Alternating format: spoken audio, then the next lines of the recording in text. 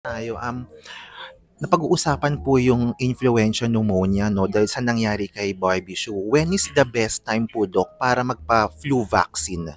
Unang-una sa ating bansa, ang binibigyan lang ng libreng bakuna sa influenza vaccine ay ang mga senior citizens. Bagkus pa dyan yung ah, mga mahirap lang na senior citizen. So sinusulong ngayon ng maraming sektor na lahat ng senior citizen. At sa ibang bansa kasi sa Amerika, starting at 6 months pataas, binibigyan nila ng flu vaccine. Sa atin, senior citizen lang. Tapos, ang isa pang challenge dito, every year dapat meron kang flu vaccination. Hindi siya one time, big time.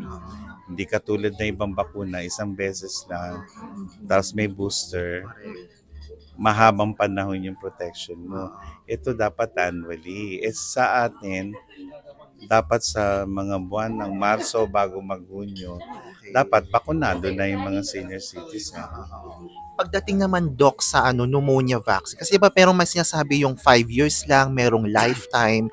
Ano po yung maaari niyong i-share to prevent pneumonia? Pneumococcal vaccine. Yung pneumonia kasi, mga sa mga batang binabakunahan, marami na tayong mga bakuna kontra sa mga bakterya na nagkukos ng pneumonia. Ang pinakasikat nga lang dito ay yung pneumococcal vaccine kasi binibigay ito at 55 years pataas, inuulit after 5 years. So talagang yung matatanda ang pinaprioritize. Pero yung mga bata, hindi lang pneumonia kasi prevent, pati yung tinatawag nating invasive disease. Kasi mga bakteryang yan, pwedeng pneumonia pero madadamay yung utak, iba pang organs, kaya binibigay yan sa mga bata. Example, yung 5-in-1.